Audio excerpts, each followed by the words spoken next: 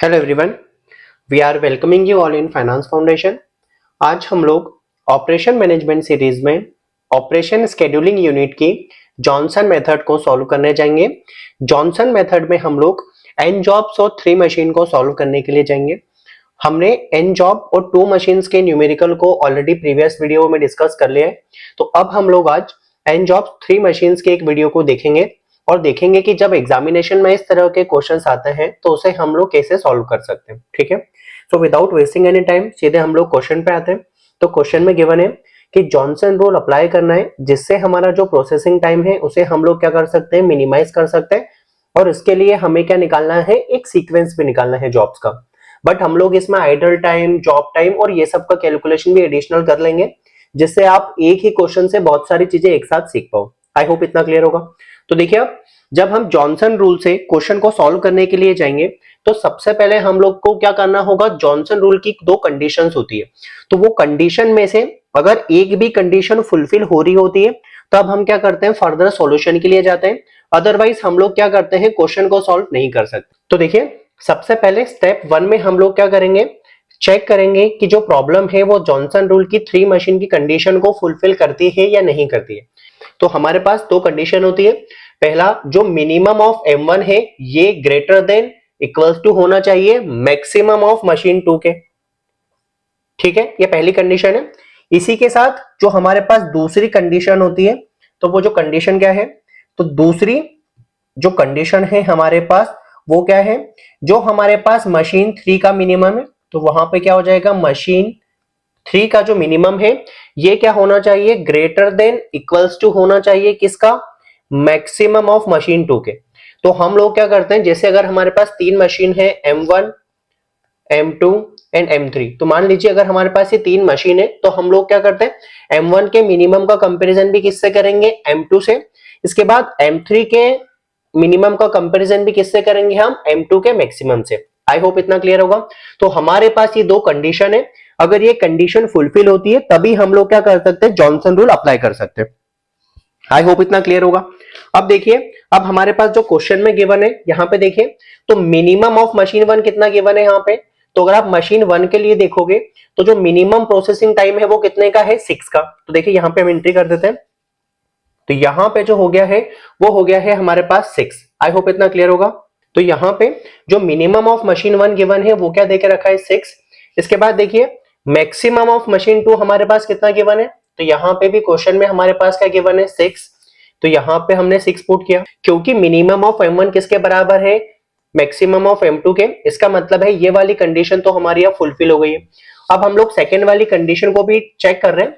Otherwise अगर एक भी कंडीशन फुलफिल होती है तो हम लोग क्वेश्चन को तो फर्दर सॉल्व अप कर सकते हैं। ठीक है, तो देखिए, अब मिनिमम ऑफ मशीन 3, तो यहां पे आप मिनिमम ऑफ मशीन 3 देखेंगे तो कितना आ रहा है यहाँ पे, 6।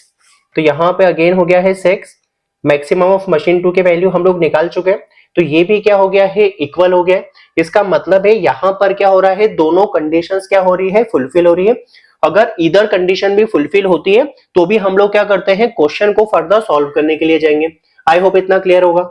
स्टेप 2 में हम लोग क्या करेंगे, फिक्शियस मशीन्स को क्या कर लेंगे, ऐड कर देंगे। मतलब एक्चुअल में वो मशीन होगी नहीं, बट हम लोग क्या करते हैं, क्वेश्चंस को आसान बनाने के लिए क्या कर देंगे, उसे ऐड कर देंगे। तो हम लोग क्या करेंगे, यहाँ पे फिक्शियस मशीन्स को क्या कर देंगे, ऐड कर देंगे।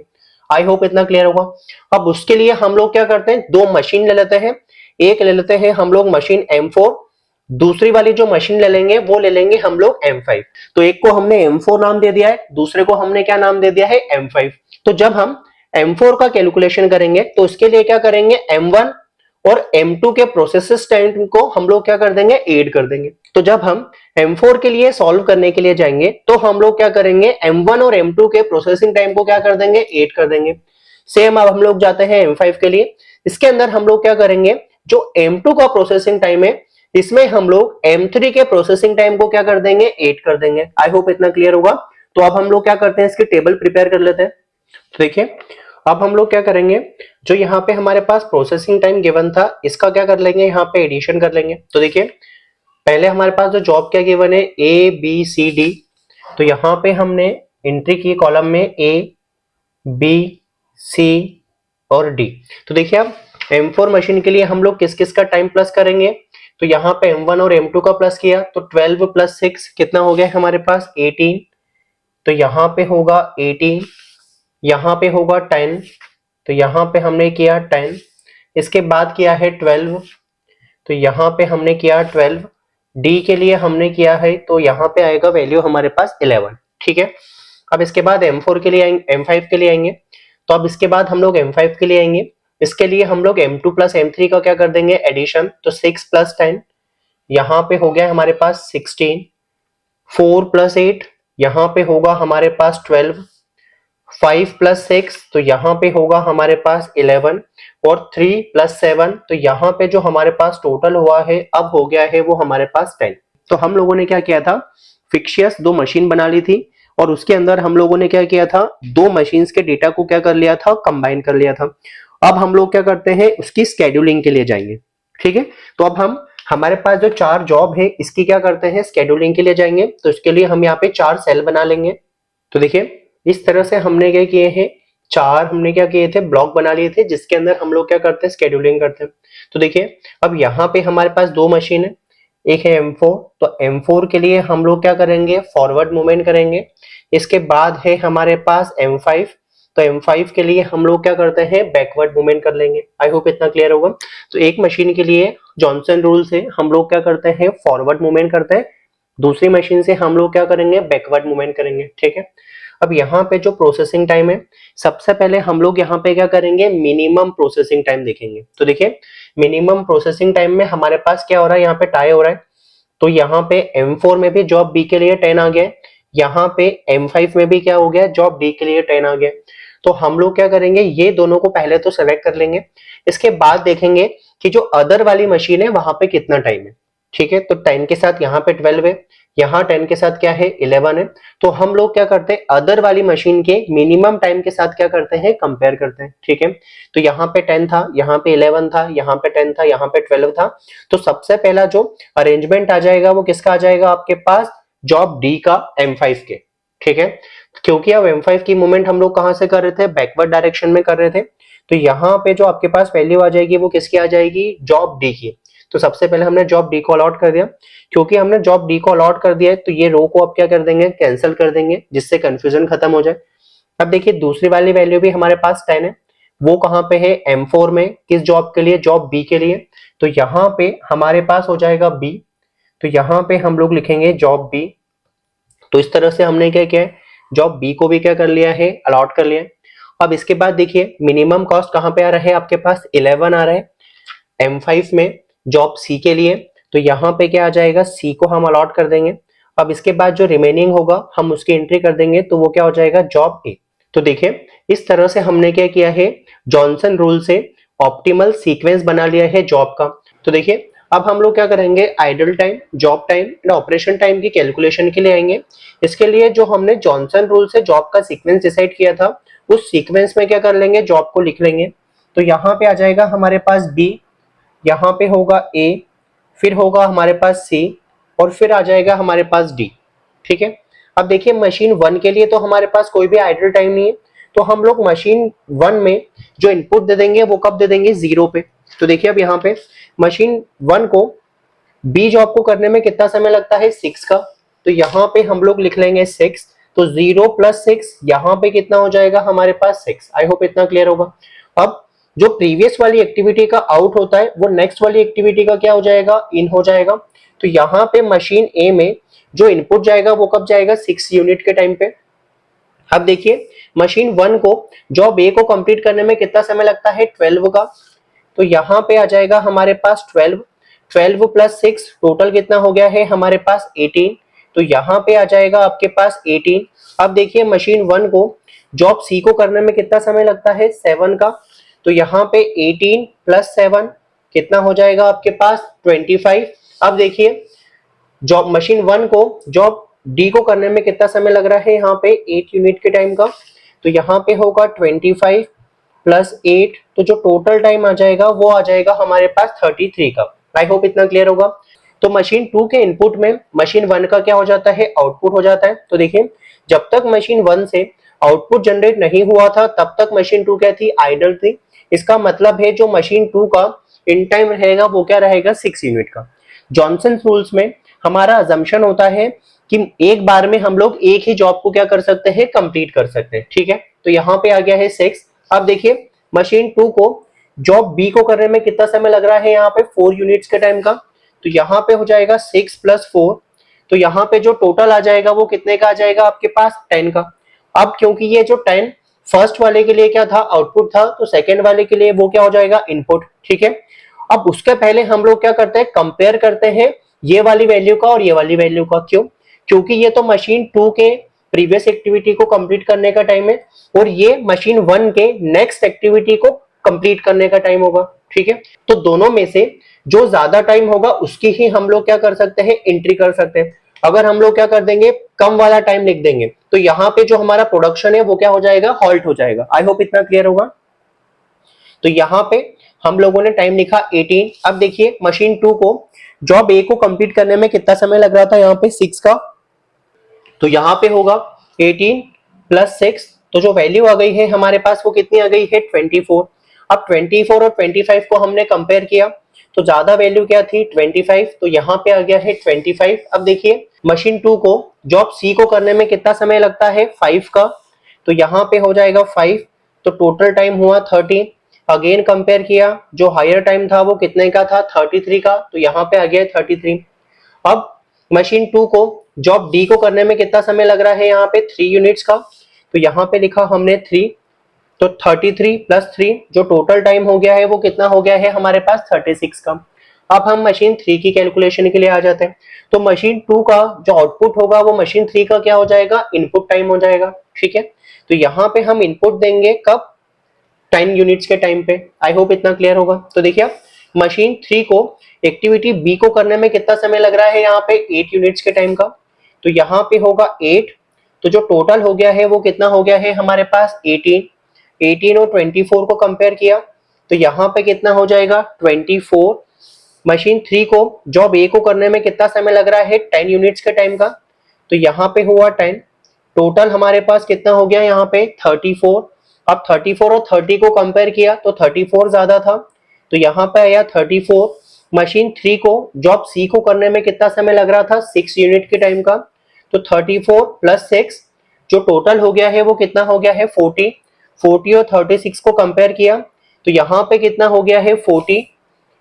अब मशीन 3 को जॉब डी को करने में कितना टाइम लग रहा था, 7 यूनिट्स का। तो यहाँ पे हो जाएगा 7, तो जो टोटल टाइम हो जाएगा कंप्लीट होने में वो कितना हो जाएगा, 47। आई होप इतना क्लियर होगा। अब हम लोग क्या करते हैं, जॉब टाइम, आइडल टाइम और ऑपरेशन टाइम निकालने के लिए जाएंगे। तो सबसे पहले जो हम लोग कैलकुलेशन कर लेते हैं वो किसकी कर लेते हैं, जॉब टाइम की। तो जॉब टाइम का मतलब क्या, वो टाइम जितने में हमारे सारे ऑपरेशंस क्या हुए हैं, कंप्लीट हुए हैं, वो हमारे लिए क्या होता है, जॉब टाइम। तो यहाँ पे देखिए सारे ऑपरेशन कितने टाइम पे कंप्लीट हो रहे हैं, 47 पे। तो जो हमारा जॉब टाइम हो जाएगा वो कितना हो जाएगा, 47 का। ठीक है, तो देखिए यहाँ पे जो हमारा जॉब टाइम कंप्लीट हो गया है वो कितने पे कंप्लीट हो गया है, 47 पे। आई होप इतना क्लियर होगा। तो जो टोटल टाइम लगा है जॉब को कंप्लीट होने में वो कितना लग गया है, 47 आवर्स का। अब हम लोग क्या करते हैं, आइडल टाइम निकालने के लिए जाएंगे। तो आइडल टाइम हम लोग निकालते हैं मशीन 1 के लिए। तो जो टोटल कंप्लीशन टाइम था वो कितने आवर्स का था, 47 आवर्स का था।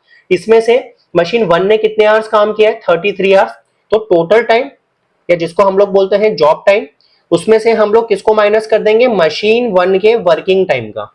ठीक है, तो जो डिफरेंस आ रहा है हमारे पास वो कितने आवर्स का आ रहा है, 14 आवर्स का। तो मशीन 1 का जो आइडल टाइम है वो कितना हो गया है आपके पास, 14 आवर्स का। अब हम लोग मशीन 2 के आइडल टाइम के लिए निकालते हैं। तो देखिए मशीन 2 के आइडल टाइम की कैलकुलेशन के लिए हमारे पास क्या क्या होगा। तो देखिए शुरुआत में सबसे पहले तो हमने क्या किया था, ये 6 आवर्स का वेट किया था। तो यहाँ पे हो गया है 6 आवर्स। इसके बाद देखिए यहाँ पे मशीन 2 ने फर्स्ट प्रोसेस के लिए, दैट मींस बी जॉब के लिए जो आउटपुट जनरेट कर दिया था वो कब कर लिया था, 10 आवर्स पे। बट उसे 18 आवर्स तक क्या करना पड़ा, वेट करना पड़ा। तो उसे 8 आवर्स तक क्या हो गया, यहाँ पे उसका आइडल टाइम हो गया। इसके बाद देखिए ए के लिए जो आउटपुट जनरेट कर दिया था वो कब कर दिया था, 24 में। बट जो सी के लिए जो इनपुट आया था वो कब आया था, 25 में। तो अगेन यहाँ पे जो 1 आवर है ये क्या हो जाएगा, आइडल टाइम। अब देखिए सी प्रोसेस का जो कंप्लीशन टाइम था मशीन 2 के लिए वो कितना था, 30 आवर्स का। यहाँ पे देखिए डी का जो इनपुट गया था वो कब गया था, 33 आवर्स में। तो यहाँ पे जो 3 आवर्स हो गए हैं उसका क्या हो गया है यहाँ पे आइडल टाइम। आई होप इतना क्लियर होगा। अब इन सबका हम लोग क्या कर देंगे, एडिशन कर देंगे। तो यहाँ पे जो आंसर आया है मशीन 2 के लिए जो आइडल टाइम आया है वो आया है हमारे पास 18 आवर्स का। आई होप इतना क्लियर होगा। अब हम लोग क्या करते हैं, मशीन 3 के आइडल टाइम निकालने के लिए जाएंगे। तो यहाँ पे हम लोग अब मशीन 3 का आइडल टाइम निकालते हैं। तो देखिए मशीन 3 को सबसे पहले तो आइडल रहना पड़ा था कितने आवर्स के लिए, 10 आवर्स के लिए। तो ये हो जाएगा 10 प्लस, अब देखिए मशीन 1 ने बी जॉब के लिए जो आउटपुट कर लिया था वो कब किया था, 18 आवर्स में। बट ए का जो इनपुट आया था वो कब आया था, 24 में। तो यहाँ पे 6 आवर्स जो हो गया है वो आइडल टाइम हो गया। अब देखिए ए का जो आउटपुट टाइम है और सी का जो इनपुट टाइम है वो सेम है, मतलब यहाँ पे कोई भी आइडल टाइम नहीं था। सी का जो आउटपुट है वही डी का इनपुट है, इसका मतलब है यहाँ पर भी क्या था, कोई भी आइडल टाइम नहीं था। तो यहाँ पे देखेंगे हम लोग, तो यहाँ पे M3 के लिए जो आइडल टाइम हो गया है वो कितना हो गया है, 16 आवर्स का। आई होप इतना क्लियर है। तो हमने यहाँ पे क्या किया है, तीनों मशीन्स के लिए क्या किए थे, आइडल आवर्स निकाल लिए थे। अब यहाँ पे हम लोग क्या निकाल देते हैं, आइडल टाइम निकाल लेते हैं। तो आइडल टाइम के लिए हम लोग क्या करते हैं, मशीन 1 के भी आइडल टाइम को, मशीन 2 के भी आइडल टाइम को और मशीन 3 के भी आइडल टाइम को आपस में क्या कर देंगे, एडिशन कर देंगे। तो यहाँ पे होगा 14 प्लस 18 प्लस यहाँ पे जब 16 किया तो जो टोटल आइडल टाइम आ रहा है वो हमारे पास कितना आ रहा है, 48 आवर्स। तो जो हमारा आइडल टाइम आ गया है वो कितना आ गया है, 48 आवर्स का। आई होप इतना क्लियर होगा। अब हम लोग क्या कर रहे हैं, ऑपरेशन टाइम निकालने के लिए जाते हैं। तो ऑपरेशन टाइम के लिए हम लोग क्या करते हैं, जो जॉब टाइम होगा उसमें से हम लोग क्या करेंगे, आइडल टाइम को क्या कर लेंगे, माइनस कर लेंगे। तो जब हम जॉब टाइम में से आइडल टाइम का सब्ट्रैक्शन कर देते हैं तो इससे हमें इंडिविजुअल मशीन का क्या मिल जाएगा, ऑपरेटिंग टाइम मिल जाएगा। तो इसके लिए हम लोग जब ऑपरेशन टाइम निकालेंगे, तो जब हम लोग यहाँ पे ऑपरेशन टाइम निकालेंगे तो वो क्या करेंगे, M1 के लिए भी कैलकुलेट करेंगे, M2 के लिए भी कैलकुलेट करेंगे, M3 के लिए भी कैलकुलेट करेंगे और इसका आपस में क्या कर देंगे, फिर टोटल कर देंगे। ठीक है। तो देखिए जो जॉब टाइम था वो कितने आवर्स का था, 47 आवर्स का। इसमें से हम लोग M1 के आइडल टाइम को माइनस कर देंगे तो वो कितना था, 14 आवर्स। तो यहाँ पे हमने 14 का माइनस कर दिया तो यहाँ पे हमें M1 का ऑपरेशन टाइम मिल गया। अब हम लोग M2 के ऑपरेशन टाइम के लिए आते हैं। तो देखिए जो टोटल टाइम था वो कितने आवर्स का था, 47 आवर्स का। इसमें से जो मशीन 2 का आइडल आवर्स है वो कितने हैं, 18। तो यहाँ पे सब्ट्रैक्शन होगा प्लस। अब हम लोग क्या करेंगे, M3 निकालने के लिए जाएंगे। तो यहाँ पे जो टोटल आवर्स थे जॉब टाइम के वो कितने थे, 47। मशीन 3 का जो आइडल टाइम था वो कितने आवर्स का था, 16 आवर्स का। तो यहाँ पे हमने क्या कर दिया है, माइनस कर दिया।